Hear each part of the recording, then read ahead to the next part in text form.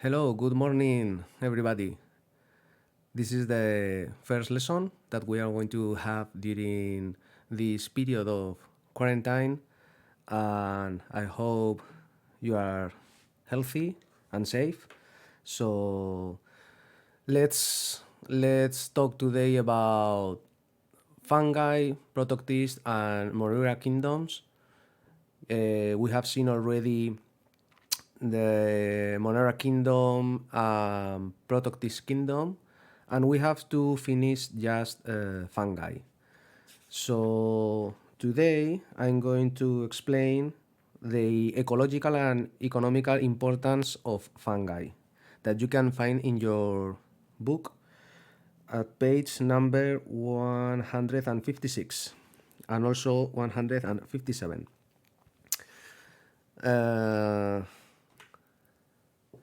So why fungi are so important? Well, they have a role in nature, or one of their lifestyles is called saprophytes. Saprophytes, as you know, are those organisms that transform the dead organic matter into inorganic matter. So these organisms are also called biodegraders. I don't know if you can see this. This is a little bit tricky for me. Let me see. This one. Okay. Biodegraders. So these organisms are very important, biodegraders, because I explained this already. Because if this is the soil and this is a plant with the roots and some leaves, for example, okay, it's a nice plant. Here we have some fungi, the hyphis and the mycelium, right? Do you remember those words? This is the fungi. Well, if one dead leaf falls down, this is dead organic matter.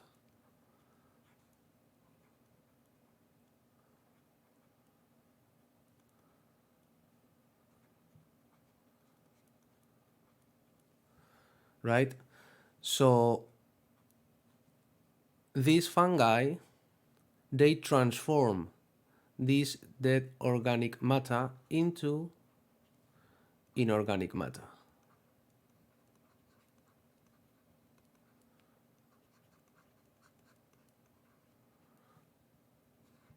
And these are, as you already know, water,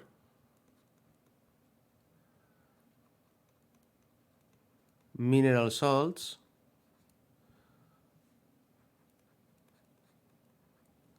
and also CO2, right? So this organic matter produced by this plant falls down, and the fungi transform this dead organic matter into inorganic matter. CO2 probably is a gas and it can goes up to the atmosphere. Water probably it can goes up as vapor, but also sorry about that. But also mineral salts produced by the fungi can be absorbed by the plant. So this is a cycle, as you can see.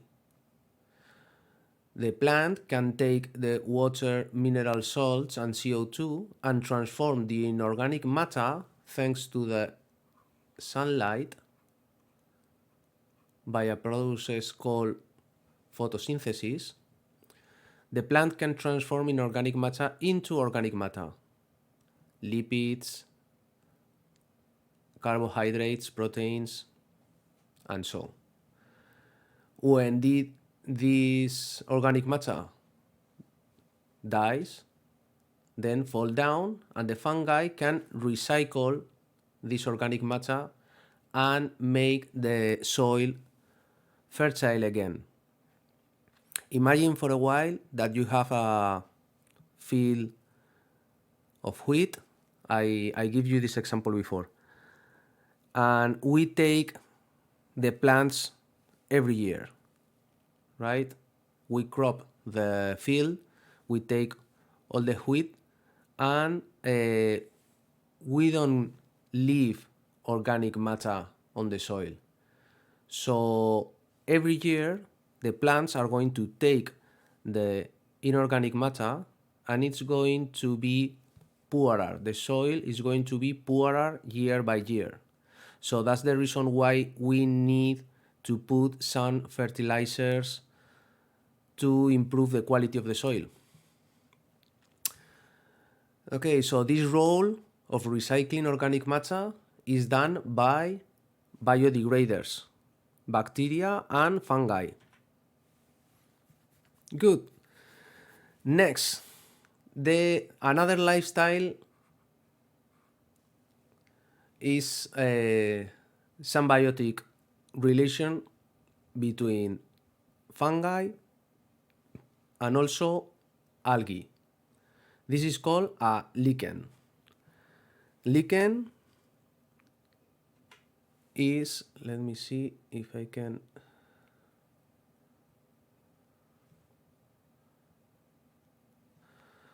A lichen or lichen is a combination of an algae and a fungi and algae. This is fungi, right? So this is the same principle. Lichens can live almost anywhere, over any surface. They don't need a very rich soil.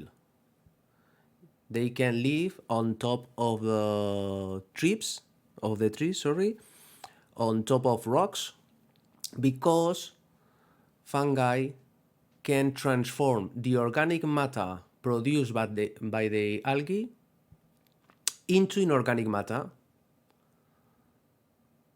So this is inorganic matter, and the plant produce organic matter. So as you can see, this works very well because every organism produces the part that the other needs, and lichens can live almost anywhere because they don't need too much, just with a little bit of water and little bit of light, probably not straight sunlight, but they need some light for the photosynthesis, and they need also some humidity. And they are very important because lichens are the first organisms that colonize an ecosystem. After lichens, then you can find different or more complex plants, and then you can find herbivores, and then carnivores, and so on. So lichens are very important organisms, and they are composed by fungi and algae. What else? Mycorrhizal fungi. Plants, as you can read in your book, plants cannot take nitrogen from the atmosphere.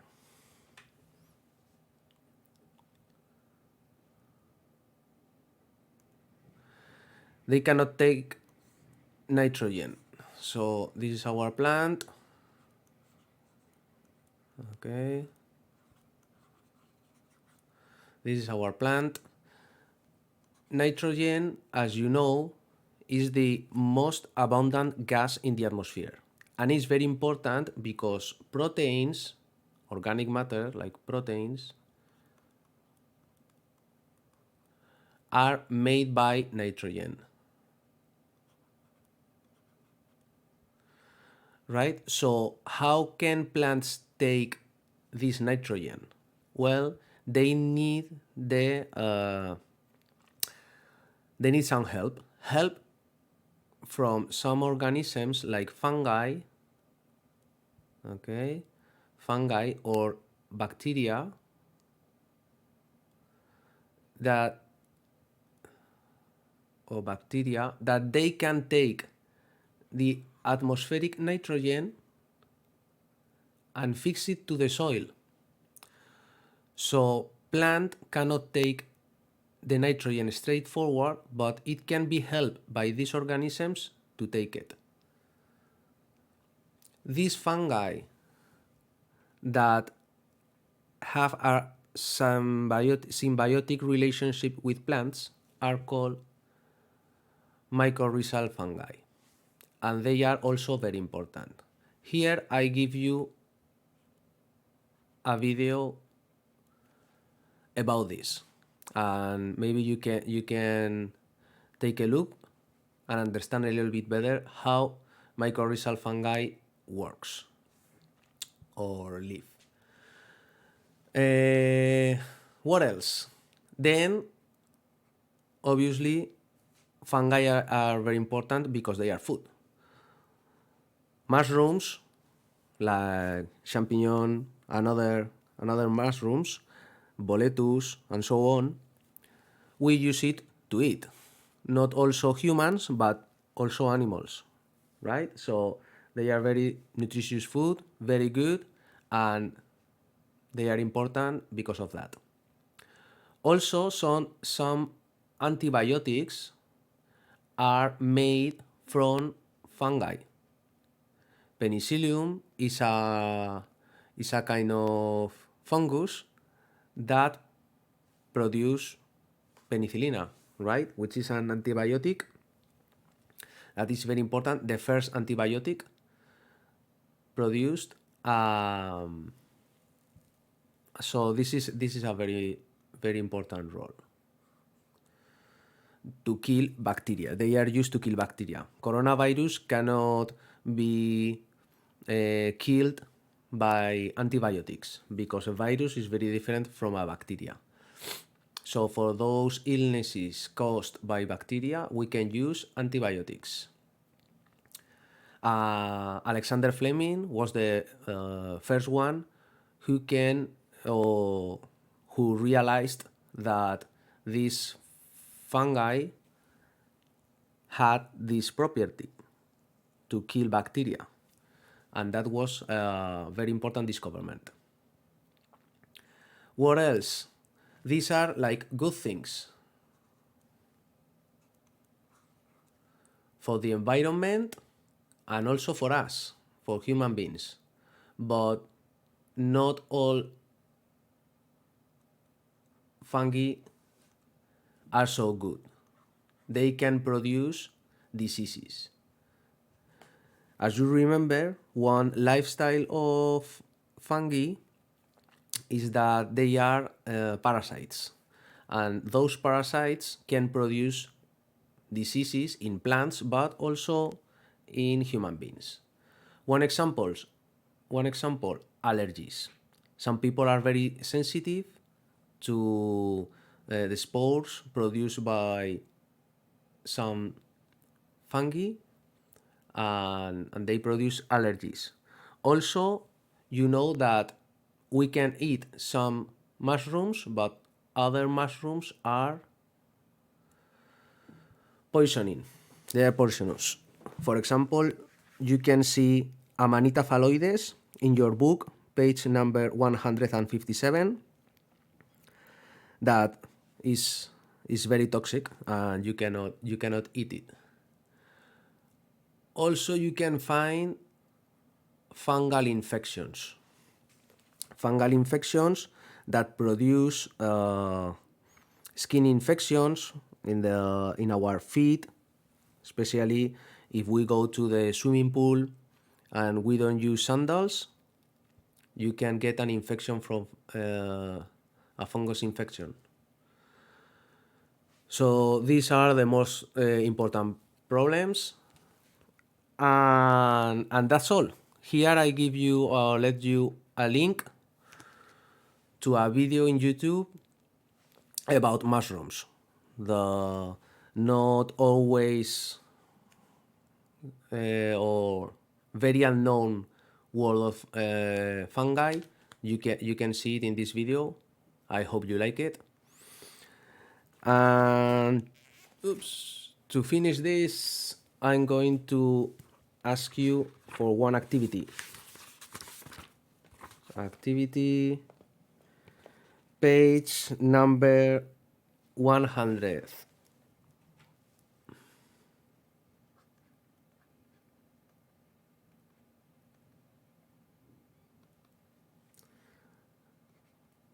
Page 157, exercise number 3.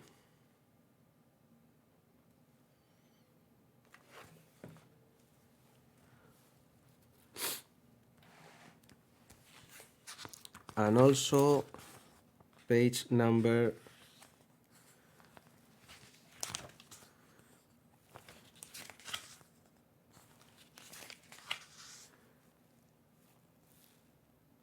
168,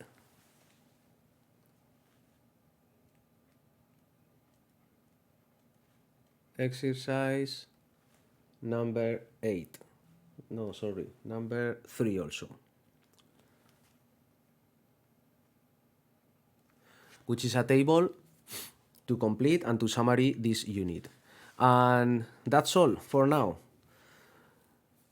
This unit is over, and the next lessons I will explain the unit number 9. No, yes, number 9, the kingdom of plants, the plant kingdom. And I'm going to explain a little bit of this unit every day. And that's all. Hope you enjoy the video. Oh no, I forget another thing. If you want, I don't going to ask you for that, but if you are very bored during these days, you don't know what to do, maybe you can try to do pizza. Okay? Pizza.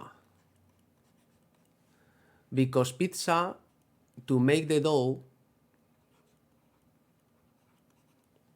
you need yeast. And as you remember it, yeast can produce a reaction which is called fermentation.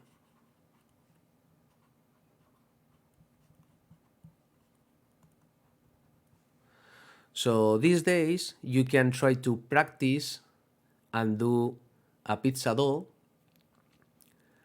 and you can see if you leave the dough for 30 minutes, 1 hour, you can see that the dough is going to rise because of this reaction. The yeast is going to eat the carbohydrates in the wheat and is going to transform these carbohydrates into alcohol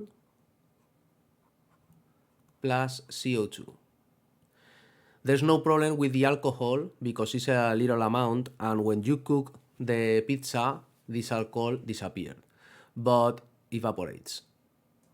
But the CO2 is a gas that try to escape, and those bubbles make the dough rise. So you can see yeast and fungi in action if you make a pizza these days. And after that, you can have dinner with your family and share it and see the yeast in action. So this is just volunteer. You don't have to do it, but if you want to have some fun, you can do a pizza these days. And that's all. See you in the next video. I hope you like it. I don't know if the quality is going to be very good, but be patient. This is my first video, and see you in the next lesson. Bye.